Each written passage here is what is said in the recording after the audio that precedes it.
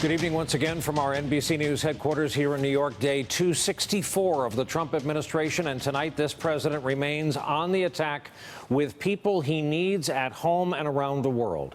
It started with the president extending his public fight with Secretary of State Rex Tillerson into day 6.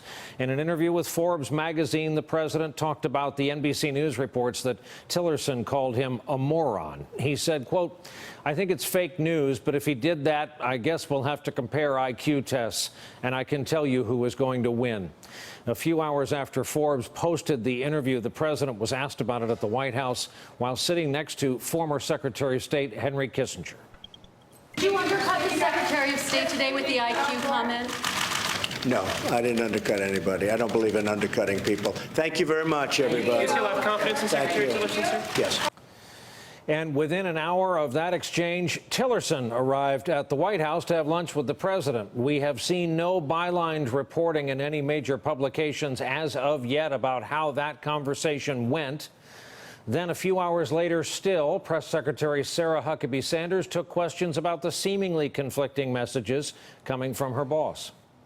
Over the weekend, the president said that he wished his Secretary of State was a little tougher, and now today he is suggesting that Secretary Tillerson has a lower IQ than he does. So my question is, why would the president want somebody who he thinks is neither tough nor particularly smart as a Secretary of State? The president certainly never implied that the Secretary of State was not incredibly intelligent. He made a joke, nothing more than that. Well, he has full tougher. confidence. He has full confidence in the Secretary of State.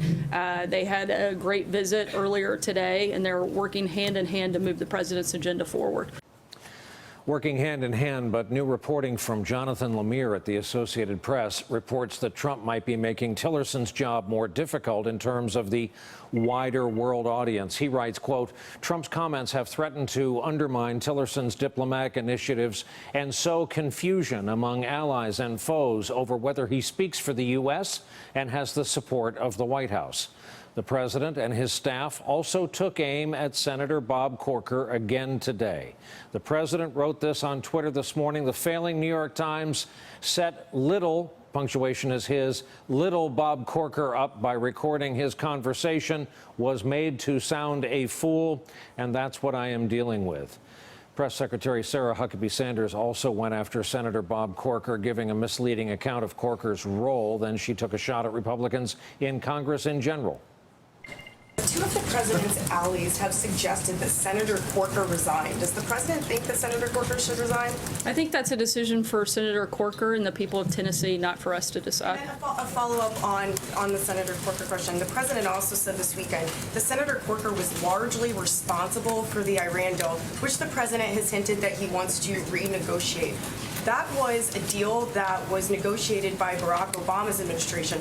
Why does the president think that that was largely Bob Corker's fault? Senator Corker worked with Nancy Pelosi and the Obama administration to pave the way for that legislation and basically rolled out the red carpet for the Iran deal. I mean, those are pretty factual. What do you say to critics who say that the president is alienating himself from Republicans that he will need to move his legislation forward? I don't think he's alienated anyone. I think that Congress has alienated themselves by not actually getting the job done that the people of this country elected them to do. Let's go to our leadoff panel tonight. Robert Costa, national political reporter for The Washington Post and moderator of Washington Week on PBS. Ashley Parker, White House reporter for The Washington Post. And here in New York, the aforementioned Jonathan Lemire, White House reporter for the AP. All three MSNBC political analysts. A bit of old business we should clarify. Senator Corker was aware of the taping of his interview, audio taping with the New York Times. All right, Robert Costa, talk about what you know on both prongs of this. The president versus Senator Corker, the president versus Secretary Tillerson, and yes, this is the plot line of today. Brian, first on the Secretary of State, associates of the Secretary of State tell me that Tillerson has been frustrated with his position. He talked with the president on Friday. He talked with General Kelly over the weekend, again with the president today, trying to get the relationship repaired between him and President Trump. They know it's been really at odds with each other for weeks now. And for the sake of the upcoming summit with China, for the sake of the the crisis that's unfolding in North Korea. The White House believes it's a priority to make sure that Tillerson stays, at least for the moment, in spite of all the problems. And then when you think about Senator Corker, it's revealing of where the president is with congressional Republicans, a party splitting apart, a president almost more comfortable being an outsider. And Ashley, we say this all the time, another day in the life of this administration. So what was today about at the White House, if anything other than this?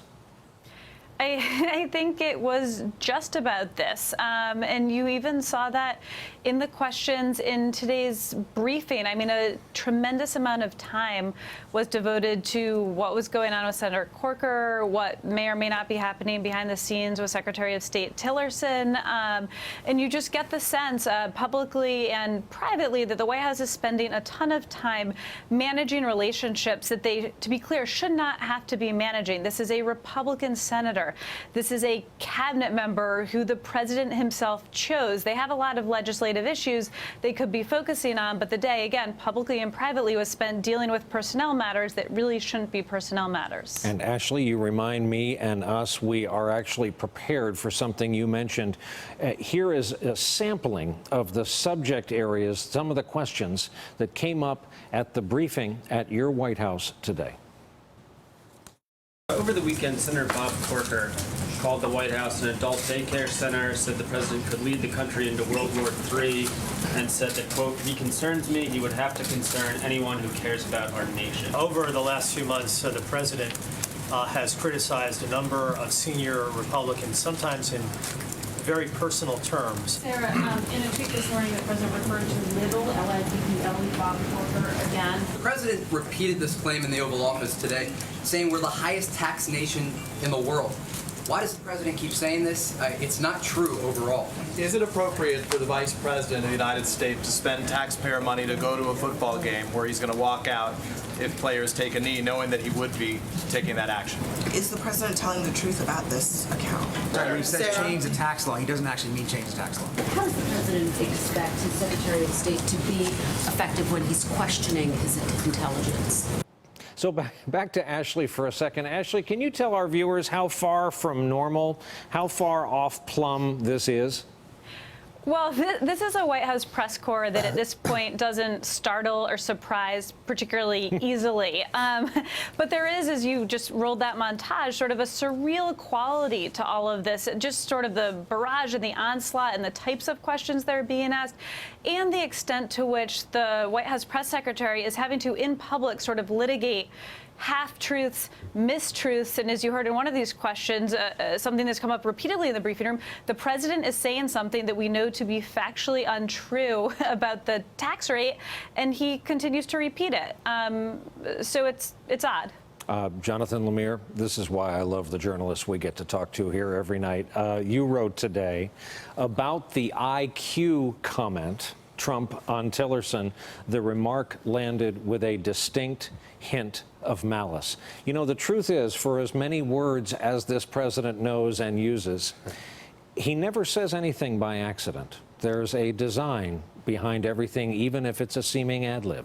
Right. This is also a president who is not exactly known for his sense of humor. He knew exactly what he was doing in relitigating in public yet again this feud, this dispute he has with his Secretary of State, who in private he's been bashing for weeks. He has been upset about any number of things. He was upset that the Secretary of State criticized his response to Charlottesville when the president said there are good people on both sides, and Tillerson came out and said, more or less, the president speaks for himself and is not the moral conscience of this nation. He is telling people he is upset that he doesn't feel that Tillerson is appropriately loyal, that he hasn't defended him enough in public. He doesn't feel like that he and Tillerson see eye to eye on foreign policy. He thinks Tillerson is on the wrong side of a number of issues: the Iran deal, the Paris Climate Accord. They're one of the rare wins for Tillerson, if you will, at this point of the administration, was maintaining the status quo and a slight increase of a number of troops in Afghanistan, which you'll recall only came about after Tillerson, Secretary Mattis, and others had to have a tutorial for the president at the Pentagon, explaining to him why this mattered, why it mattered that America have a robust presence across the world. This is someone the president He doesn't seem at this moment like he's willing to fire him, although that could change at a moment's notice. But he seems that Rex Tillerson is now in Jeff Sessions' old chair, the seat, the cabinet member who is taking an unprecedented public scolding from his president. Hey there, I'm Chris Hayes from MSNBC. Thanks for watching MSNBC on YouTube. If you want to keep up to date with the videos we're putting out, you can click subscribe just below me or click over on this list to see lots of other great videos.